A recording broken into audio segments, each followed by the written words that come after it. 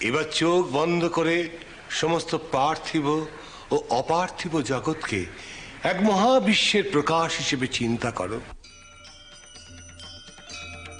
মনের মধ্যে সেই মহাশক্তির ধ্যান করো।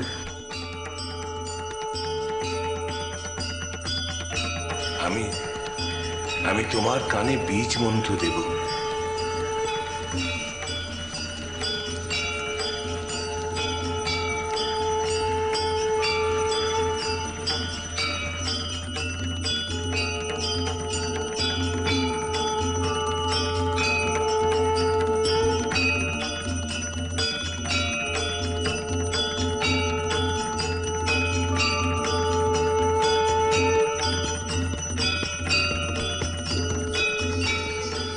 গদাই,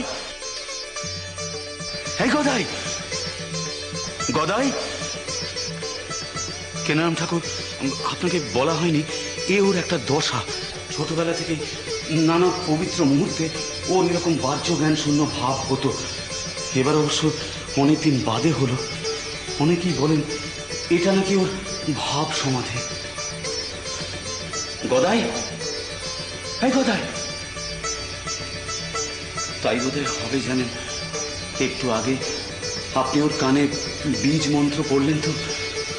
গদাই, বীজ মন্ত্র কানে নিয়ে ভাব সমাধি? এ আমি কাকে দীক্ষা দিলাম? এ কোন মহাসাধক? মা, মাগো, মাগো, তোমার এত দয়া, আমাকে দিয়ে এত পুণ্যের কাজ করালে।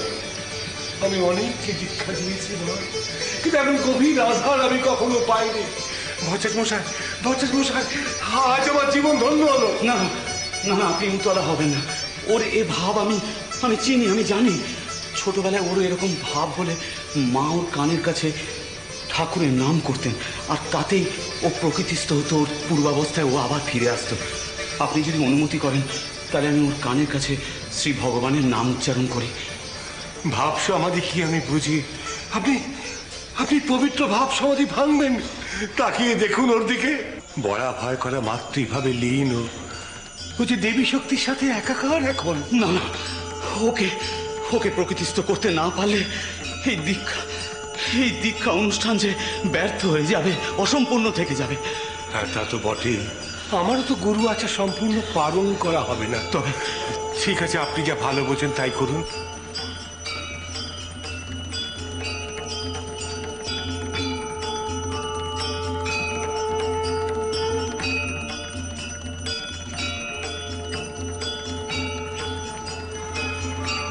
জয় রঘুবীর, জয় রঘুবীর, জয় রঘুবীর। শান্তাকারণ ভুজগ শয়নম পদ্মনাভং সুরেশং বিশ্বধারং গগন সদৃশম মেঘবর্ণা শুভাঙ্গম লক্ষ্মীকান্তম কমলনয়নাম যোগীর্ভিধ্যানগম্যম সর্বলোকৈকনাথম।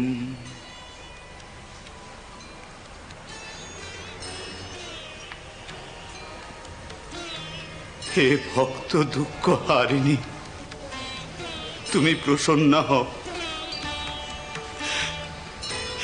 হে মা কমলা নয়না, তুমি প্রসন্ন হও। হে বিশ্বেশ্বরী, তুমি প্রসন্ন হইয়া এই জগৎকে পালন করো।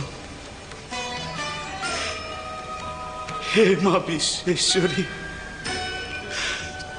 তুমি এই জগতের অধীশ্বরী। মা, তুমি এই জগতের অধীশ্বরী।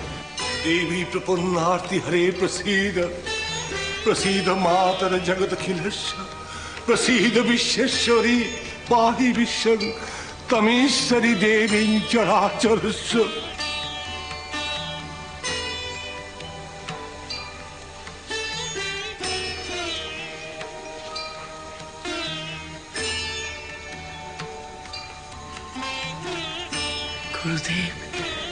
গদাধর, মহাশক্তির ইচ্ছা তরঙ্গ দর্শন করেছ। গুরুদেব, এবার মহাশক্তির উদ্দেশ্যে প্রণাম করো।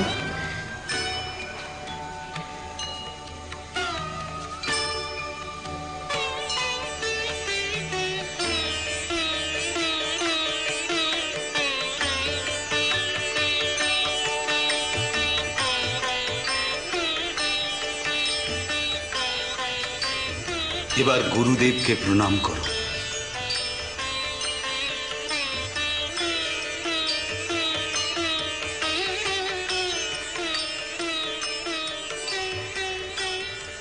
গুরুদেবের কাছে আশীর্বাদ প্রার্থনা করো। গুরুদেব, আপনি আমায় আশীর্বাদ করুন। আমি তোমাকে সর্বান্ত করণে আশীর্বাদ করছি যে শীঘ্রই তোমার মনোবাসনা পূর্ণ হবে এবং অতি শীঘ্রই তুমি ইষ্ট লাভে সমর্থ হবে। এবার তোমার দাদাকে প্রণাম করো।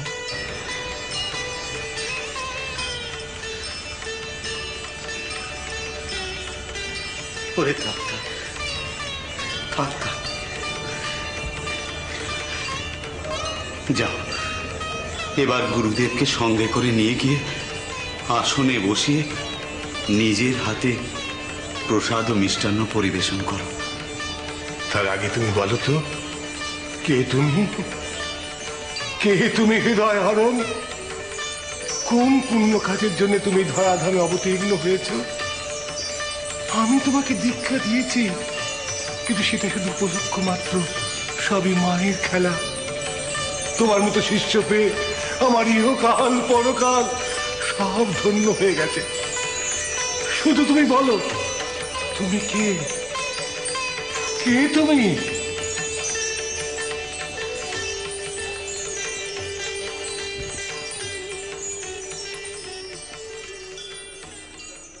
হয় হতে পারে সেদিনকার ছেলে নাক টিপলে দুধ বেরোয় আর তার ভাব সমাধি হয়ে গেল।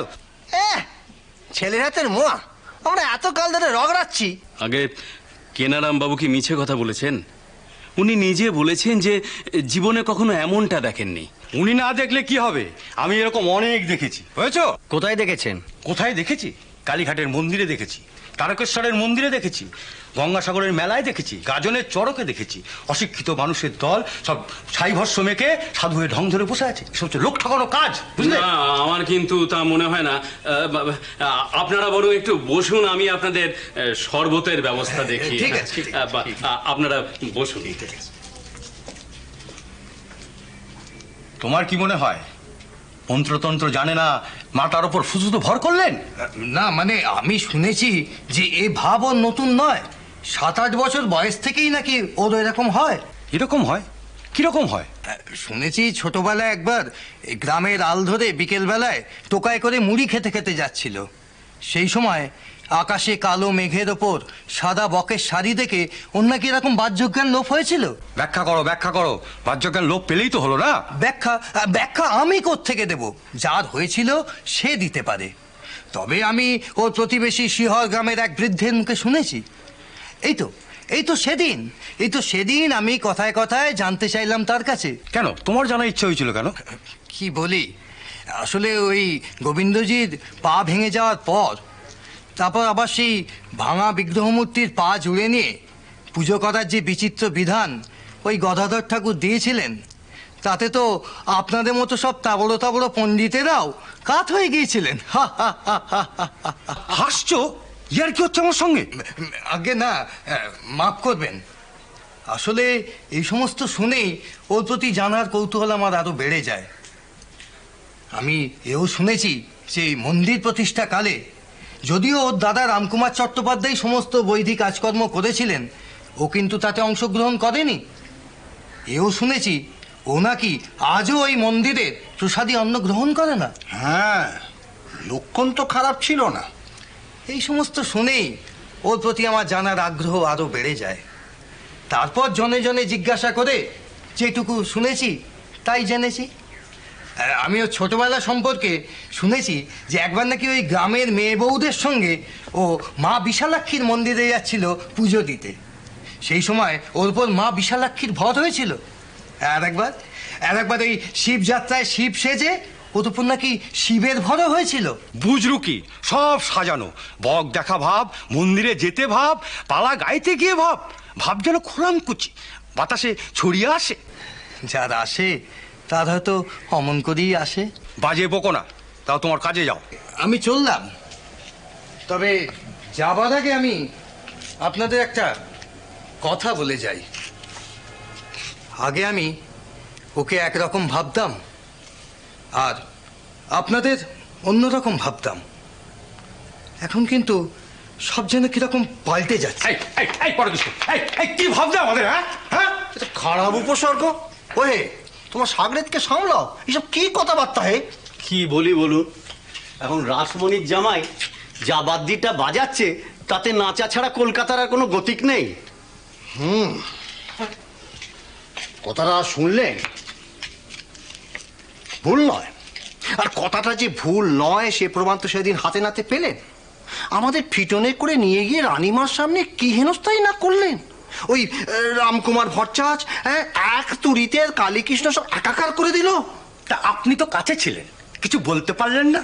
তার নামের আগে তো কি বলে ওই বড় বড় উপাধি লাগিয়ে রেখেছেন, কি পণ্ডিত প্রবর, তারপরে কি ওই ন্যায়রত্ন, তারপরে জ্ঞান নিবাস নাকি, হ্যাঁ সেসবগুলো কি হলো? কিন্তু কিন্তু তখন কি আপনি ওই জানবাজারে রাজবাড়ি কড়িকাঠ গুনছিলেন, না ওই জমিদার বাড়ির টিকটিকি ল্যাজ মাপছিলেন?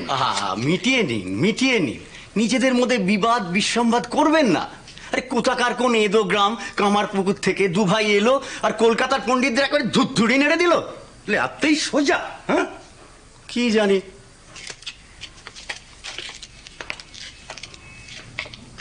ব্যাপারটা খুব কঠিন নয়, আর মুখে যাই বলুন। কি হবে শাস্ত্রী মশাই?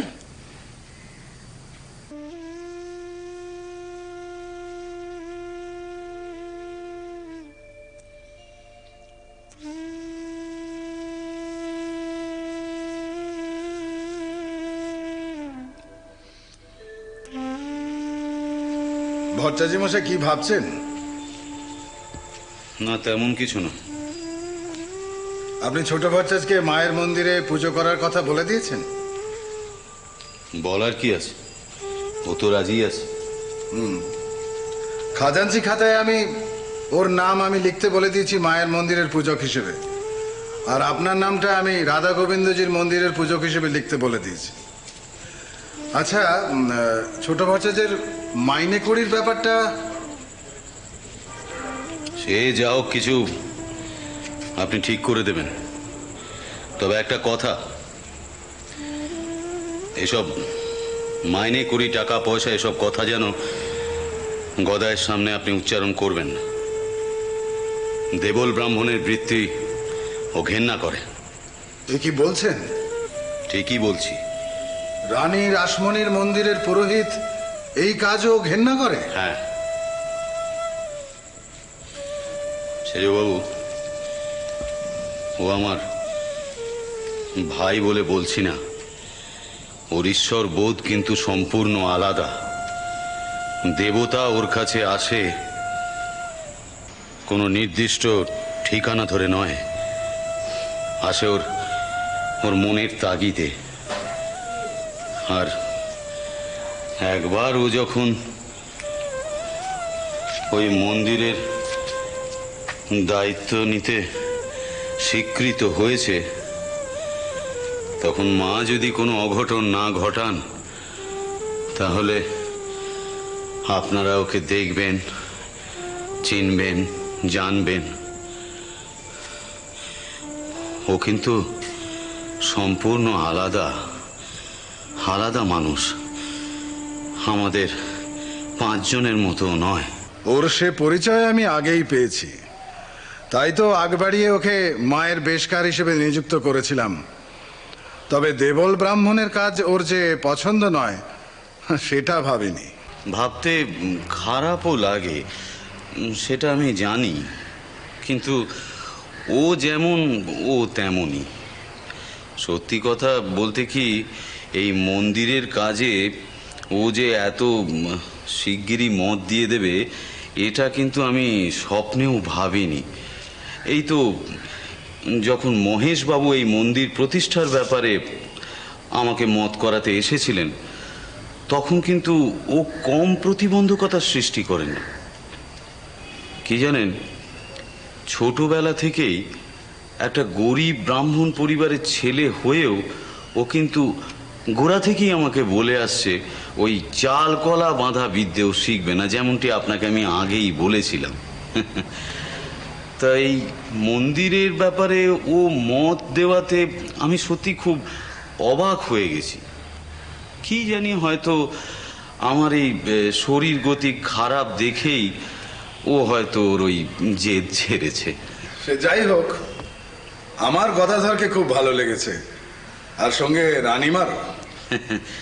সে আমি জানি। আমি পরম ঈশ্বরের কাছে প্রার্থনা করি যে আপনাদের তৃপ্তি ও সুখ যেন চিরকালীন হয়। আচ্ছা, প্রসঙ্গত আরেকটা কথা আপনাকে জিজ্ঞেস করি। বলুন। সেটা হলো, ওই শাক্তমন্ত্রে দীক্ষিত হওয়ার কালে ছোট ভট্টাচার্যের কি একটা ভাব হয়েছিল, তা আপনি তো সামনে ছিলেন। সবাই বলছে ওটা ভাব সমাধি। আপনি কি বলেন ওই ব্যাপারে? হ্যাঁ, আপনি ঠিকই ধরেছেন সেজবাবু। আর কি জানেন, এই ব্যাপারটা নিয়েই না আমি প্রচণ্ড দুশ্চিন্তায় আছি। আগে দেব সান্নিধ্যের এই প্রকোপ ওর মাঝে মাঝেই হতো, কিন্তু ইদানিং বড় একটা এরকম ওর হতো না। এরকম হলে ওর ওর বাহ্য জ্ঞান লোপ পেয়ে যায়, ওর শরীর বড় দুর্বল হয়ে পড়ে। কিন্তু এ তো ভালো নয়। কি জানেন, এই এই এই শরীরের এই অস্বস্তি, এই কষ্ট যখন ওর হয়, যখন তখন হয়, এবং এটা এটা কিন্তু কোনো আগাম আভাস না দিয়েই ওর এসে যায় আর কি। তাই আমি চিন্তা করছি যে আমি নিজে মুক্তি পাবার জন্যে ওকে আমি এই অস্বস্তির মধ্যে ঠেলে দিচ্ছি না তো। আসলে ওকে ওই গ্রাম থেকে কলকাতা শহরে নিয়ে আসবার ব্যাপারে বাড়ির সবাই প্রচ্ছন্ন অমত করেছিলেন। ওর যদি সেরকম কিছু ঘটনা ঘটে যায়, তাহলে তো আমি মার সামনে গিয়ে মুখ দেখাতে পারবো না। এছাড়া পাড়া প্রতিবেশী সবারই এই কলকাতায় ওকে নিয়ে আসার ব্যাপারে ভীষণ অমত ছিল। তোকে একটা কথা বলি, প্রিয় কথা শুনলে যেমন মানুষের মনে মধু বর্ষণ হয়, অপ্রিয় কথাতে কিন্তু তা হয় না। এখন থেকে তুই যাকে যা বলবি তা দুবার ভেবে বলবি। আর একটা কথা, তুই মাকে কিভাবে দেখিস? উফ, বড়দাদা, তুমি যেভাবে আমার পরীক্ষা নাও না, সে টোলে পড়া ধরার মতো। মাকে আবার কিভাবে দেখব? মা মানে মা, আমার আমার মা। তোর একার নয়, আমার কাছে আমার